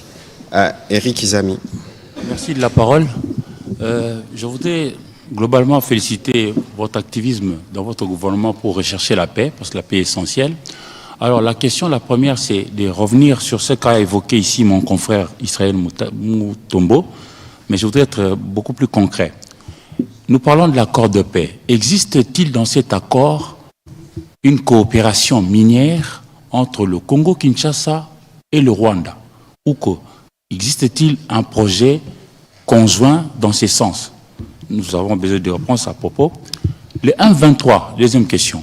Le 1.23 exige pour poursuivre avec les pourparlers au niveau de Doha que Kinshasa puisse donner oui choses. Entre autres, il y a notamment la levée de poursuite de certains de leurs cadres. Qu'est-ce que votre gouvernement en dit? Et puis pour terminer, c'est la question au ministre Mouyaya. Je suis congolais, avant d'être journaliste, donc je partage votre avis que d'aller vers la paix. Mais vous nous expliquez de manière bien tout ce qui a été fait au niveau des États-Unis. Mais nous ne sommes pas en face de gens qui sont ou qui ont toujours fait preuve de bonne foi. Je voudrais, moi, garder en éveil mon sens critique. Alors je pose la question. Qu'est-ce que le gouvernement congolais prévoit pour que ce que vous nous expliquez aujourd'hui ne puisse pas être détourné par notre voisin, le Rwanda, qui depuis toujours crée toujours la petite bête pour nous faire de problèmes. Je crois que c'est une question qui est toute simple. On ne peut pas comparer les deux pays. Parce qu'ici, nous avons une opinion qui s'exprime dans sa diversité, dans sa pluralité, y compris sur des sujets où les gens n'ont pas toujours l'expertise qu'il faut. Il faut considérer avec la signature de cet accord que nous avons une ouverture pour aller vers la paix. Je vous ai rappelé ce que le président de la République a dit ici. Aujourd'hui, tout ce qui faisait l'objet des discussions, tout ce qui faisait l'objet d'affrontements entre les deux pays a été coulé sur l'accord. Et dans cet accord, le Rwanda s'est engagé comme la RDC. C'est pour ça que tous ceux qui donnent des avis dans un sens ou dans un autre, ils doivent se rendre compte que nous avons sur un papier l'engagement du Rwanda fait à la Maison-Blanche devant le président américain qu'on peut considérer comme un des garants de ce qui a été convenu. Aujourd'hui, nous, on n'a pas le temps, la ministre d'État est là, d'aller dans la polémique, là où nous voulons nous assurer que des vies humaines sont sauvées, que des femmes sont moins violées, que les enfants peuvent aller à l'école dans les bonnes conditions. Et cet accord ouvre cette voie. Et donc, il faut considérer que nous tous, un peu dans l'esprit de l'appel qui a été lancé le 25 avril, qui est évoqué dans les préambules de l'accord, nous tous, nous devons contribuer où nous sommes pour aller vers la paix. Donc, on va quitter le terrain de la polémique qui ne construit pas et on va nous tous nous assurer que le Rwanda qui s'est engagé dans cet accord doit, pour sa part, y contribuer autant que nous allons le faire. C'est à ces prix qu'on va montrer le caractère républicain et notre envie de parvenir à une paix dans la région. Voilà ce que je peux dire à ces propos. Madame la ministre d'État. Merci. Donc, je reprends les deux premières questions. La première question était, est-ce qu'il y a dans cet accord une disposition sur un accord minier entre la RDC et le Rwanda? Non. Lisez l'accord. Et vous pouvez lire l'accord. La deuxième question, les 8 conditions du M23. Comme vous l'avez évoqué, en effet, il y a le processus Doha qui est encore en cours. Apparemment, le M23 a jugé opportun de s'adresser, de prendre parole aujourd'hui, si je ne me trompe pas, pour évoquer 8 doléances qu'ils auraient. Je pense que ce sont des conversations qui ont lieu dans le cadre du processus de Doha et qui doivent continuer dans le cadre du processus de Doha. Nous n'allons pas nous prononcer là-dessus. Nous avons traité tous les processus, que ce soit le processus de Luanda, que ce soit le processus de Washington DC ou le processus de Doha, avec professionnalisme et respect envers les facilitateurs, avec discrétion, pour justement contribuer à un environnement propice pour avoir des discussions fructueuses. Nous allons maintenir cette posture. Ces conversations-là ont lieu à Doha, elles continuent à Doha. Merci. Voilà, Madame la ministre d'État, je pense que nous avons couvert tous les sujets. Les questions, elles peuvent encore continuer. Nous irons sur des plateaux. Non, je pense que dans l'exercice de ce soir, nous avons voulu être pédagogiques. Nous sommes là, d'ailleurs, nous avons débordé sur le temps du journal de la RTNC. Sauf, si vous voulez, dans 2-3 minutes, on peut prendre 2 petites questions en série et on nous répond une fois pour toutes pour clôturer. Très rapidement, parce que je vous en prie, on va prendre la question de Madame Gino Rehema et de Monsieur Lufrance. Alors, des questions qu'on nous prendrons en série et nous répondrons une fois pour toutes, s'il vous plaît. On commence par Monsieur Kouzike et on termine par Madame Gino Tabou. Merci beaucoup, Monsieur le ministre. La parole a été démocratisée. Madame, j'ai constaté que vous avez du mal à vous débarrasser des textes. Il faut poser des questions. Oui, s'il vous plaît. Posez votre question. Ce n'est pas une tribune pour des interventions. Vous posez votre question. On viendra dans votre plateau pour donner les détails. Mais ici, il faut poser votre question et on vous donne une réponse. Excellence, Madame la ministre d'État, nous sommes ici dans une matière précise de négociation en sociologie des conflits. Ça signifie que pour que nous tombions dans un consensus, il faut que chacune des parties perde une chose et gagne une autre. Vous pouvez nous dire et dire aux Congolais ce que le Congo a perdu en signant cet accord et ce qu'il a gagné, ce que le Rwanda a perdu dans cet accord, ce qu'il a gagné.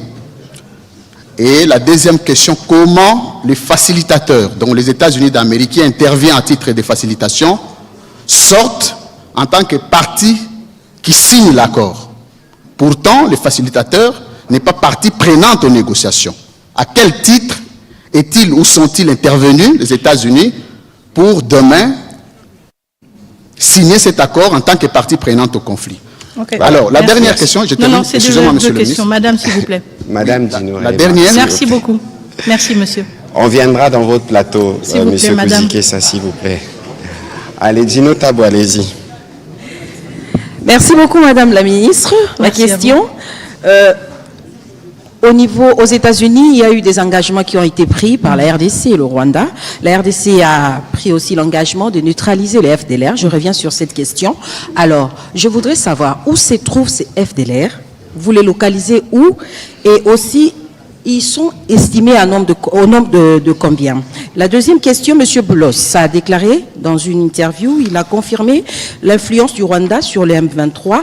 En même temps, il a dit que l'accord de paix conclu vise à mettre fin aux 3 décennies de conflit en appelant au désarmement de groupes rebelles tels que les M23 et à la coopération économique régionale. Alors, ma question, comment nous pouvons comprendre cet aspect de la coopération économique?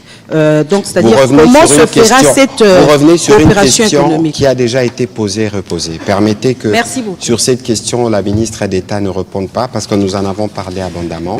Sur la question de la localisation des FDLR, comprenez aussi qu'ici, il y a des questions qui relèvent de la stratégie militaire. La ministre d'État pourra faire un commentaire, mais aussi, de ce point de vue, il faut considérer qu'on ne peut pas s'étendre sur d'autres aspects parce que c'est des aspects qui relèvent justement même pas du ressort de la première diplomate après le président de la République, mais des états-majors de nos forces armées. Madame la ministre d'État, pour les questions qui vous ont été destinées. Parfait, merci beaucoup. Alors la première question, qu'est-ce que la RDC a perdu et qu'est-ce que la RDC a gagné? Et idem pour le Rwanda. Écoutez, encore une fois, je ne voudrais pas verser dans des interprétations politiques. Comme le ministre Mouyaya l'a expliqué, nous sommes dans un exercice pédagogique, nous sommes dans un exercice d'explication de l'accord. Si on parle de gains et de pertes, c'est une interprétation, si vous voulez, de cet accord, et je trouve que cela pourrait être extrêmement subjectif. Concentrons-nous donc sur ce que nous avons noir sur blanc et pas sur ce que nous croyons voir. Je pense quand même que ce que nous avons gagné, et je veux me concentrer sur les gains, je veux me concentrer, je veux être optimiste justement, ce que nous avons gagné, ce que nous avons obtenu, c'est un accord clair, c'est un accord qui responsabilise les deux parties, c'est un accord avec un garant, et ça m'amène à la deuxième question dont vous avez parlé, que vous avez évoqué, un garant qui est prêt à se mobiliser aussi pour assurer le suivi de cet accord et sa mise en œuvre effective. La deuxième question, à quel titre est-ce que les États-Unis d'Amérique ont signé? Eh bien, au même titre que l'Angola aurait signé, au même titre que les pays de la SADC auraient signé, au même titre que le Qatar va signer, en tant que facilitateur, évidemment. C'est un document juridique, on ne peut pas juste laisser les deux parties signer. Il y a cet engagement aussi du facilitateur qui doit se matérialiser à travers une signature, et donc c'est justement pour cette raison que les États-Unis d'Amérique ont signé, parce qu'ils ont justement ce rôle de facilitateur. En même temps, vous vous en souviendrez peut-être, pendant la cérémonie de signature, il y avait d'autres participants qui ont aussi contribué à ces efforts, mais peut-être que cela ne s'est pas manifesté à travers une signature, à savoir le président de la Commission de l'Union africaine, à savoir le ministre d'État, ministre des Affaires étrangères du Qatar, à savoir aussi le ministre des Affaires étrangères du Togo. Juste pour vous montrer justement que cet accord est le fruit de plusieurs efforts, mais spécifiquement dans ce cas-ci, le fruit aussi d'une facilitation assumée par les États-Unis d'Amérique, et donc à juste titre, ils ont signé cet accord avec nous dans leur qualité de facilitateur tout comme ça aurait été le cas si cet accord avait été signé en Polynésie ou je sais pas, en Indonésie ou n'importe quel autre pays du monde. Quand un pays est facilitateur, il a aussi cette responsabilité-là d'apposer sa signature à cet accord. La troisième question, c'était sur les FDLR, sur les effectifs des FDLR, sur le positionnement des FDLR. Comme le ministre l'a indiqué, nous n'allons pas pouvoir nous pencher sur ce genre de détails opérationnels, mais ça nous ramène encore une fois au rôle du mécanisme conjoint de coordination de la sécurité qui justement a ce travail-là, d'établir, si vous voulez, un point de départ, d'établir une compréhension partagée. Où sont-ils? À combien sont-ils? Quelle est la réelle menace qu'ils représentent? Tout comme pour la question du désengagement des forces, ce travail-là devra aussi se faire. Quels sont les effectifs dont nous parlons? Où sont-ils positionnés? Si nous voulons passer à la mise en œuvre de ce CONOPS, évidemment, comme vous l'évoquez, ces questions sont tout à fait légitimes et pertinentes et vont être justement au cœur du travail de ce mécanisme qui va être mis en place. Nous n'allons peut-être pas tous avoir les détails de ces informations, mais pour que ce travail se fasse de manière efficace, il devra y avoir un point de départ qui permettra justement d'évaluer le progrès et le succès des efforts et des opérations respectives. Voilà, Madame la ministre d'État, nous avons en tout cas terminé cet exercice pédagogique. Il était lent, mais comprenez qu'il y avait... Il était aussi pédagogique pour moi. Voilà, qu'il y avait beaucoup de questions et qu'il était important que le peuple congolais puisse être fixé et édifié de cet accord qui a été obtenu évidemment grâce aux efforts diplomatiques portés par les présidents de la République lui-même, la Première ministre, la Mineta et toute l'équipe, parce que finalement c'est un travail qui a été fait par plusieurs. C'est un point de départ. Madame la ministre d'État, quels peuvent être vos mots pour terminer l'exercice de ce soir? Tout à fait. Je pense que le mot important ou l'expression importante ici, c'est effectivement un point de départ. Comme je l'ai dit à Washington DC, c'est maintenant que le vrai travail commence. C'est un travail qui nous concerne tous en tant que Congolais et Congolaises, en tant que citoyens engagés, que nous soyons membres du gouvernement, que nous soyons membres de la société civile, de la presse ou citoyens engagés et épris du souci de voir la paix se matérialiser dans notre pays. Notre travail à nous tous commence maintenant, à commencer par l'appropriation de cet accord, sa compréhension, sa lecture évidemment, la curiosité qui devrait nous animer justement, devrait nous encourager aussi à avoir des conversations les uns avec les autres pour mieux comprendre cet accord, mais aussi se pencher concrètement sur les réalités qui doivent rapidement se transformer, en particulier dans les zones encore sous occupation à l'est de la République démocratique du Congo. Donc ce n'est qu'un début, c'est le premier pas et nous allons continuer à avancer vers la mise en œuvre de cet accord, mais surtout aussi vers une paix durable, vers un développement durable et vers une pacification continue de la partie est de notre pays et évidemment de la région des Grands Lacs. Merci beaucoup. Voilà, merci Madame la ministre d'État. Pour terminer, je sais qu'il y a encore beaucoup de questions. On n'a pas pris de questions à Lingala ce soir, mais Flavien Roussaki, on fera une émission à Lingala, ou Peter Tiani, on fera des émissions, parce qu'il nous faut apporter de la pédagogie pour qu'il y ait de la compréhension de ce qui a été convenu. On fera des émissions en Swahili, on fera des émissions en Chiluba, pour être sûr que tous les Congolais, partout où nous nous trouvons, nous nous imprégnons de ce qui a été fait. Nous pouvons comprendre que nous sommes dans un contexte pluriel, nous sommes dans un contexte où tout le monde a ses opinions, mais dans ce qui a été fait pour l'aboutissement de cet accord qui n'est qu'une ouverture vers la paix, beaucoup de sacrifices ont été consentis et comme on l'a dit et répété, aucun intérêt de la République n'a été bradé. On a parlé du Rwanda, on connaît les dénis du Rwanda sur son rôle à RDC, mais nous avons été avec eux à table, on a signé. Il n'y a pas meilleure preuve que c'est l'autre partie en conflit.